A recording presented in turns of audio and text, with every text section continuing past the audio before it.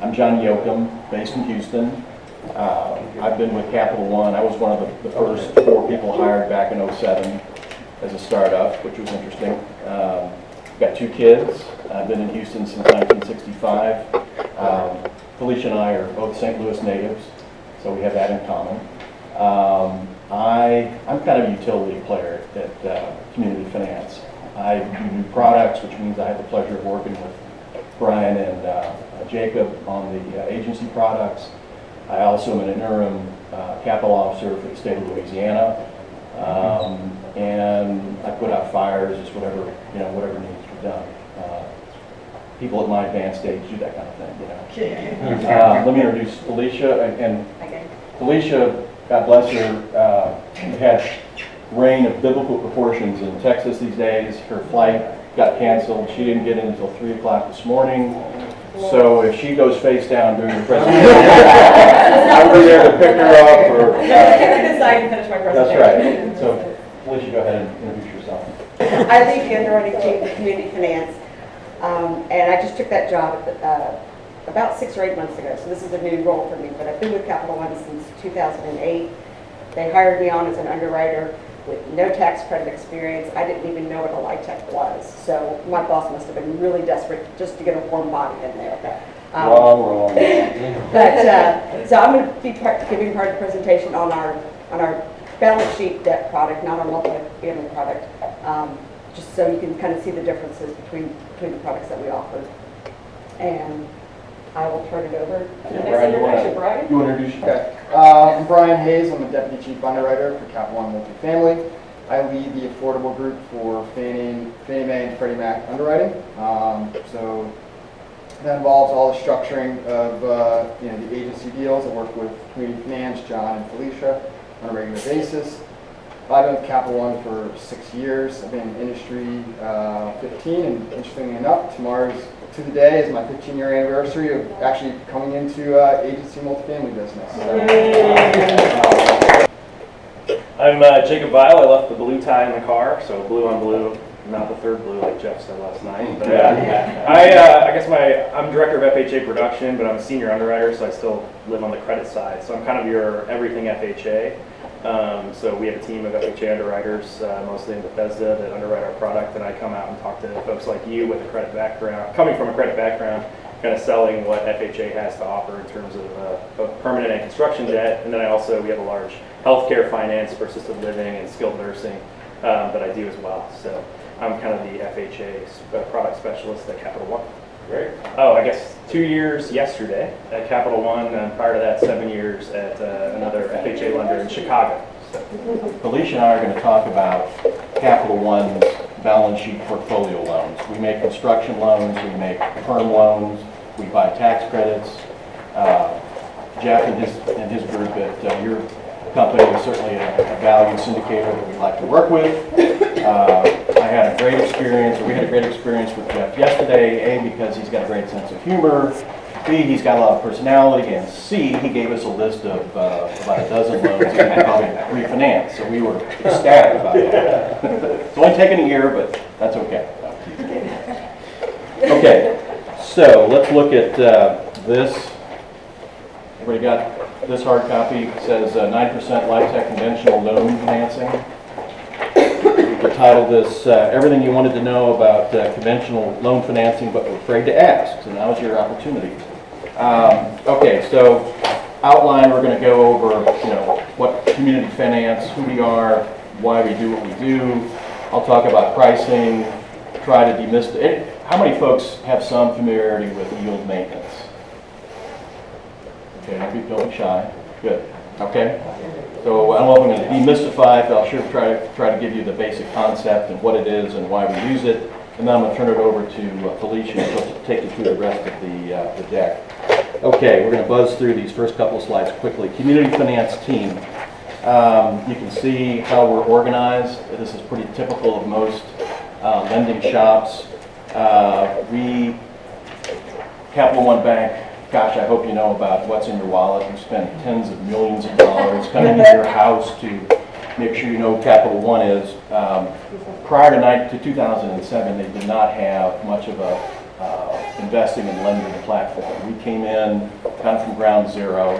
Now we built it up to about $5 billion in assets. I wish I could say that we were brilliant. We weren't. We happened to be at the right place in the right time from 2008 to 2010 when everybody else was exiting the scene, and Capital One kept us fortified with plenty of money to go out and cherry pick, and that's kind of how we did most of our growth. I'm sure we'll never see that again in my lifetime.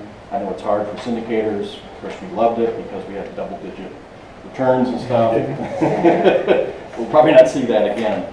So we manage this $5 billion portfolio with capital officers, which are basically originators, what I do in Louisiana, Felicia's team of underwriters. We have folks on the equity side that they basically invest in multi-investor funds, and we're in a number of your multi-investor funds. We have our loan administrators that work the construction loan closing and manage the draw process. Then they turn it over at conversion to our portfolio managers.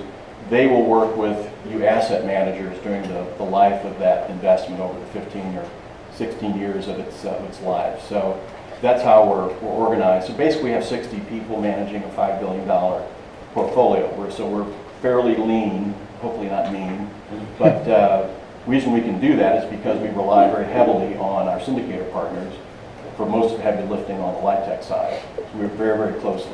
We are not passive investors, as Jeff will say. We ask a lot of questions. That's sort of the good news and the bad news. Okay, page 4. Well, and I think it works because we haven't lost a dime yet. Admittedly, it's only 9 years, but we're very conservative, and our standards are high, just like yours are. Okay, why we exist. How many have ever heard of the Community Reinvestment Act? Oh, good. Okay, so you know that this was in the wisdom of the U.S. government, and I don't mean that facetiously. I really think that this is a great program. Obviously, we all do, because if it were not for CRA, we probably would not all have jobs, right? Because this was a program that I guess started in when did it start? 78. Yeah, 78, a long time ago. Yeah, and at that way back when, 40 cents a credit was sort of the norm. It's really changed. The whole idea of CRA was to force banks to invest in lower demographic areas, lower income areas. And the hook was, if you didn't invest in those low income areas, banks couldn't buy other banks. So it's really brilliant in a way. The whole thing's in response to a study they did at Harvard about redlining in neighborhoods, where people that lived in neighborhoods that were perceived to be low income or harder credit risks to underwrite, and banks would typically not go into those markets to do debt, which is a major deterrent to building family wealth. And it was absolutely breakdownable on ethnic guidelines. So this legislation was to force banks to do good business that they otherwise would probably have not done. Exactly. Well said. Going to get home and do this presentation. No, please chime in, because that really does a nice job of putting it in perspective.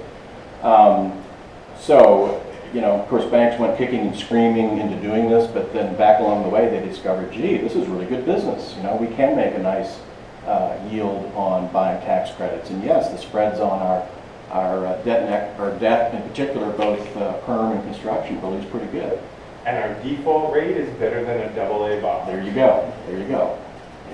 And not only that, but we're doing good. That's probably a big reason why everybody's in this room, because you want to make a living, but it's kind of nice to be able to help folks with their rents that otherwise couldn't afford, particularly out in California where rents are so high. Okay, so enough about that, unless anybody has any questions. Let's talk about pricing on page 5 real quick. I'm trying not to get too bogged down here. So Capital One is a construction lender. They also make on-balance sheet permanent loans as the takeout from the construction loan. So we'll try to set this up. The first milestone, wonderful thing everybody's familiar with is we have a construction loan closing, right? Everybody gets together with the syndicator. The syndicator closes its fund. maybe with Capital One as an investor, we like to be on both sides of the transaction, construction loan, term loan, and investor. We close a construction loan. We also have a forward takeout on the construction loan, or a forward perm that will take out the construction loan, okay? There's one or two banks that will, well, I'd say go naked, meaning they will not require a takeout, but that is the exception rather than the rule. I think it's kind of ridiculous because you're taking huge interest rate risk during that construction period. So remember, there's three primary risks in any light tech investment. There's construction risk, there's finance risk, and there's operational risk, which is very often related to finance risk. So what John's talking about is there's a product that takes you from a construction loan and automatically rolls into a permanent loan. In the old days, you couldn't even close a light tech transaction unless you had a permanent loan commitment. That's more or less still true, although we can get around it. They've got a single product that gives you all of it. Right.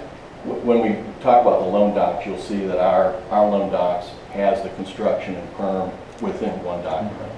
That's part of the value added that we like to talk about, or we have. Okay, so the construction loan can be either variable, right, can float all over the place, or it can be fixed, and then it always is accompanied by a perm loan takeout. Now, this is another place where Brian and Jacob can come in.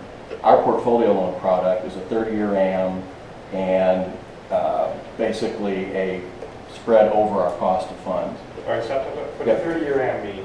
What What does that mean exactly? The money is amortized over 3 years. Which means what? Interest is based over a 30 years. Which means more. Yes, your loan is self-reducing.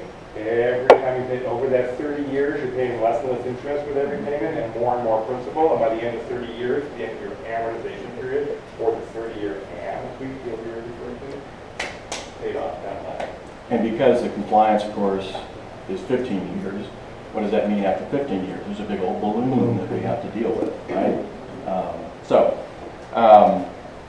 We also have what we call a blended construction perm rate. All that means is we've taken the construction loan and the perm loan, fixed it, put it together, and what that means is our rate for construction is a little higher or somewhat higher than the variable rate, but it's quite a bit lower than the forward rate. And the reason for that, of course, is time value of money, right? A forward rate, you're waiting for 2 years or longer before you convert.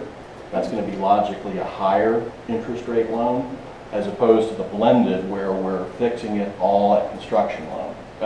All at the construction loan closing. Does that make sense, or am I? Okay. We can express our pricing as over an index like 1 month LIBOR, but the fact of the matter is, unlike our agency friends who they price everything off an index, we price off of our cost of funds.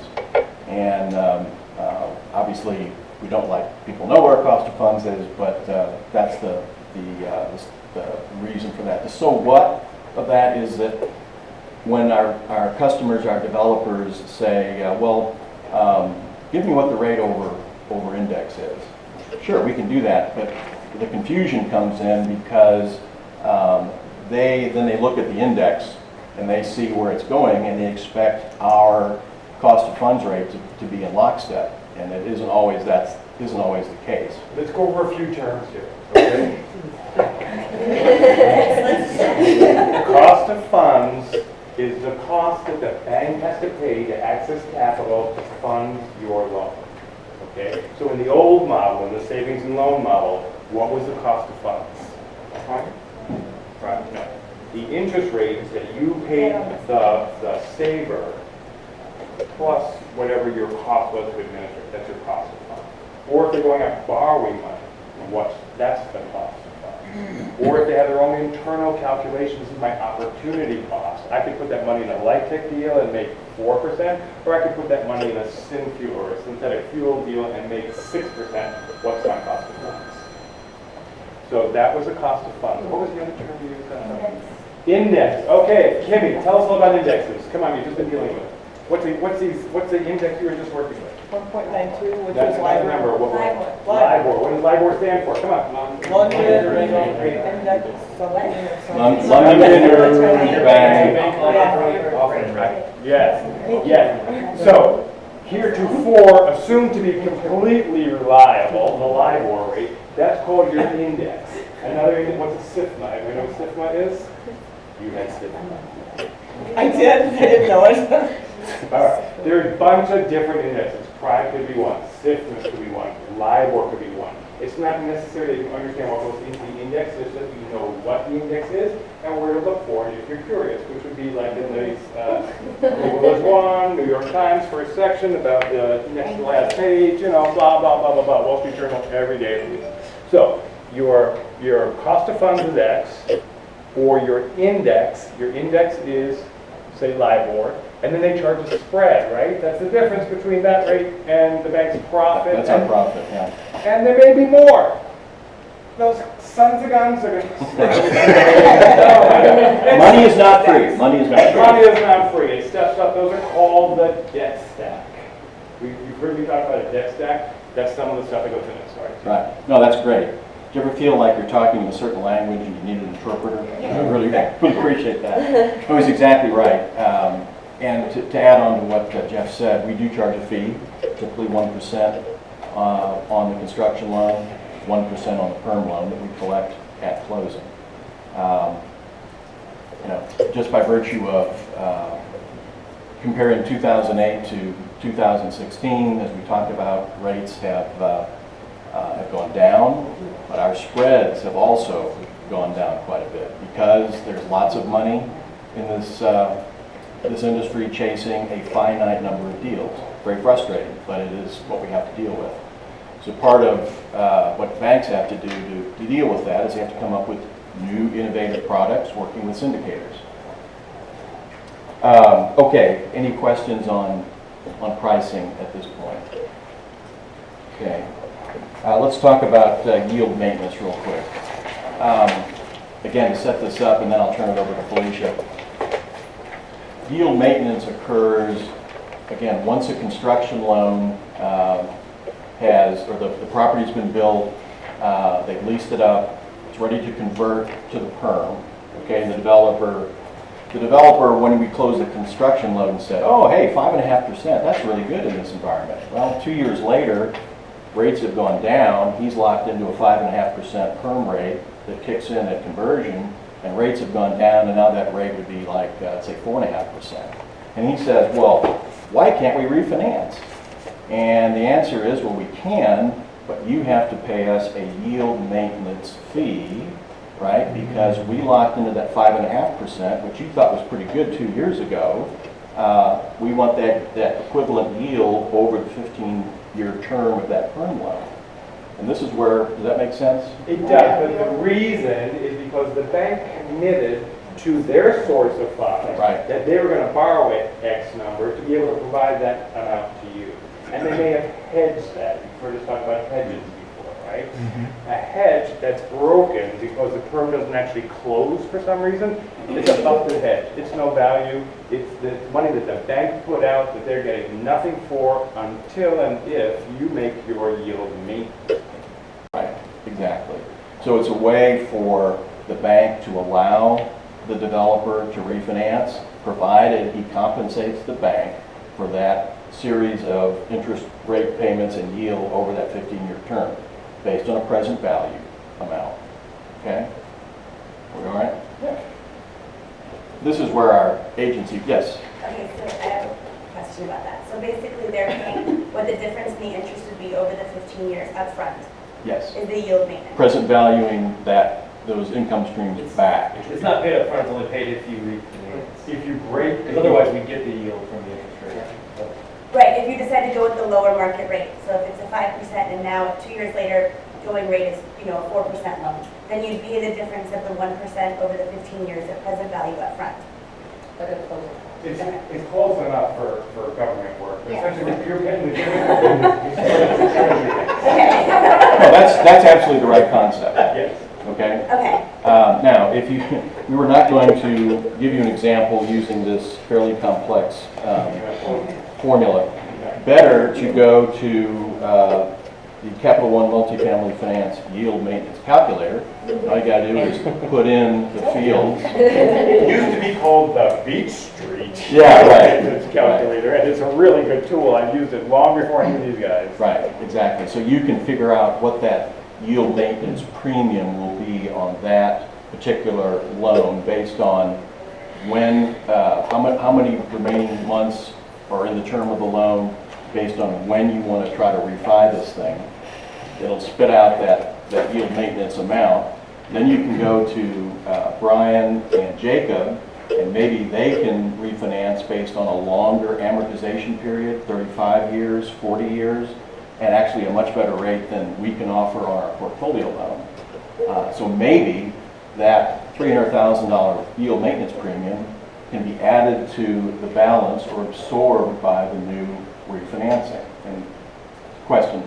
Well, you have this, so you're saying you have this written in as standard language for all of your loans? Yes, yes. It's actually, industry standard is this Fannie Mae yield maintenance calculation.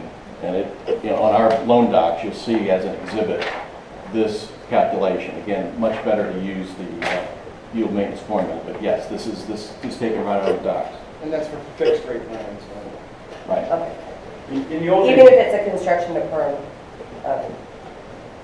Yeah, you can break that. Now to further confuse, there's such a thing, as opposed to yield maintenance, there is a break fee that if, let's say, the client wants to refinance before it converts to perm, then same concept. The bank has to charge a break fee because they're breaking our perm loan to maybe use an agency loan. But let's just stay with the yield maintenance. Yield maintenance occurs from conversion forward to those 15 years. I'll give you the 1 minute discussion on break fees. It's all you ever need to know. So you did a commitment for a permanent loan at 5.5%. Now it comes time to convert, rates are 4.5%. You call your lender and say, hey, current rates are 4.5%. Why won't you give me that? The lender says, well, gee, if the rates had gone the other way, if now the rates were 6.5%, would you be asking me to pay a higher rate? No. So why do you think you can ask me for a lower rate without having to pay something for it? And if you finance your loan away from them, that's when you pay the break. We're going to talk real quickly about our process, which is pretty typical in the industry, and then we'll get into the kind of the nitty-gritty of the lingo on debt, loan to value, debt service coverage ratio, all the good kind of stuff. So, in fact, let's go to page 8 first, then we'll come back to 7. I like this slide that Felicia put together. So, we start at registration. We're a little unique in that we deal with a number of syndicators, and sometimes we'll have multiple syndicators coming in and wanting to represent us as an investor on one deal. So rather than trying to play Solomon, we say register it so we know who is going after this transaction. And then typically my job is to ask the client, who would you like to work with? And of course they'll say Alliant. We love Alliant. And then that's not a problem. Half the time they don't, and then I have to make a hard decision. But registration is what we do to make sure that we're not, there's not a lot of noise in the process so that syndicators are competing for one deal. Everybody understand that? Really? Okay, explain it. Me? I don't care. Your registration, what does that mean? They have to get a person who's trying to get a loan. They also have to find a partner for the investment. Yeah. So they're trying to pitch a line so that we both get the business. One hand feeds the other so that, everybody's in the deal and it gets done. Close enough. No, that's more right. That's my I didn't explain it very well. It's more like they want a loan, and you're saying, well, who's your partner going to be? And they say, I don't know. And you're like, then I don't know if you can have a loan. All still close. You're a borrower, right? You've got a deal that you want to get funded. You take your loan to 2 or 3 different shops to get it priced. Those 2 or 3 different shops are going to 4 different sources. So they all rush those sources and say, hey, Jamie Avery's got a deal, and I want your loan product. But you got 3 different people going to that same lender saying it. So now how does the bank figure it out? The bank figures it out because they restrict that. Okay, the first time that somebody comes in with a loan, they take it to one of the agencies or one of the sources, and they register that deal. So once Capital One registers a debt request with Fannie, Freddie, FHA, then your friends at Arbor or at PNC can also go and register the same deal. Right. It also applies to the tax credit side too, because more times than not, we'll have Alliant and maybe 2 other syndicators wanting to represent us as an investor on the same deal. Oh. Using that as, it's the same. It's That's the the same. joy of CRA. Because in the old days, the banks used to say, I need an investment here. And they pretty much would give you the corner. Now there's one deal on that corner. And every syndicator in the country is out there bidding on that deal. And they bid the price up. Right. So we've had situations where 2 syndicators think they're representing us, and they're bidding against each other, and as he said, the price goes up and up and up. So to avoid that, to make it sane, and so we're not having 2 syndicators representing the same deal, we register up front. That way everybody knows who's doing what. Make sense? Okay. Yeah. Question, this is more of our business question. So when developers have a deal, before they get the, I thought all syndicators bid on the deal once they get the allocation. So we are still doing the same. We still bid on all those deals, right? That's right. Along with other syndicators. What happens is, let's say Alliant and Capital One get together, we're the investor, we're providing the loan, they're representing us as syndicator. The other 2 go find another investor and a lender, right? So it doesn't negate the competition, it just makes sure that the client knows who's working together. Okay, good question. Okay, registration, and of course we go to a term sheet. Capital One will provide the debt term sheet for the construction perm loan. We'll work with Alliant. They will provide the equity term sheet that we'll review before it goes out. Again, so we're in sync, making sure that they know exactly what we're doing and we know exactly what they're doing. Now, We don't know exactly what we're doing. now, let's go back to pitch real quick, and then I'm going to turn it over to the lovely Felicia. Back on page 7, under pitch approval process. This, yeah, question. Yeah. So this transaction cycle, is Yes. this Capital One as the investor or Capital One Both. as the lender? Both. Both. Both. We typically like to be both the investor and the lender in one transaction. Why? Because that way we have as much control as possible. Right. And we think it's good for the client because we're, you heard the term one-stop shop.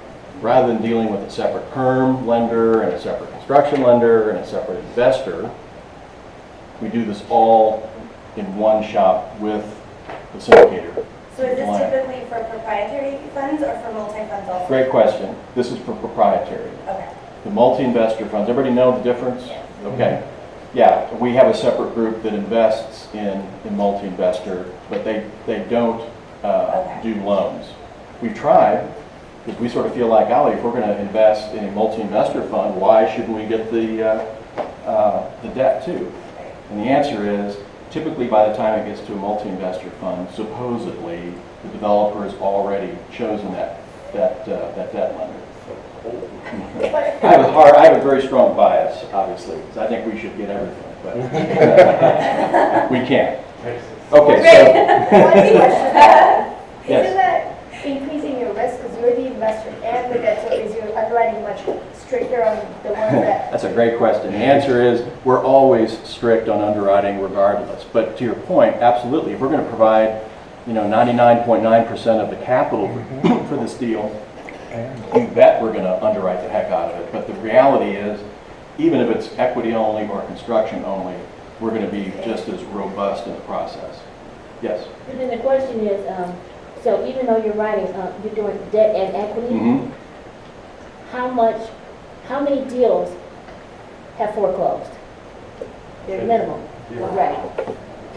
Nancy kind of touched on the advantage of a one-stop shop. I want to spend 1 second on that. Who can understand what the advantage, why would you want to go to Capital One to get a one-stop shop as opposed to going to 2 or 3 different places to get the best deal you possibly would need to in there? May potentially get a better rate. Maybe that's it. They have more control over how it performs over the course of the lifetime of the deal. True, you're very closely Easier to landing. get approvals and Sort of, come on. She said it. There's one underwriting. I don't have to deal with 3 different underwriters and explain to them, oh, this is where I put my trash, or this is where I put my trash, or this is how I, there's one underwriting. It's a more efficient process, we think. Okay, so the pitch, in a baseball term, pitch, this is the underwriter and the credit officer's first look at the deal, typically. Now, if it's a really complex, tough deal, we will have talked to the underwriter and the credit officer before this. But this pitch, and I think we've had folks come out or have talked to you about our pitch form and how to put it together and all that. I guess that must be on Jen's side. Yeah. Anyway, the pitch is an overview of the deal, the structure, the guarantor, the financial strength of the developer, his REO schedule, fairly high level, because we don't want to go way deep on the detail level. We just want to give a good overview so the credit officer can say, yes, green light, go forward, or yellow light, beware, and here are the things that I'm really concerned about, or in the worst case scenario, red, no way, no how. Okay? Makes sense? Right. And if we can give you an example of a pitch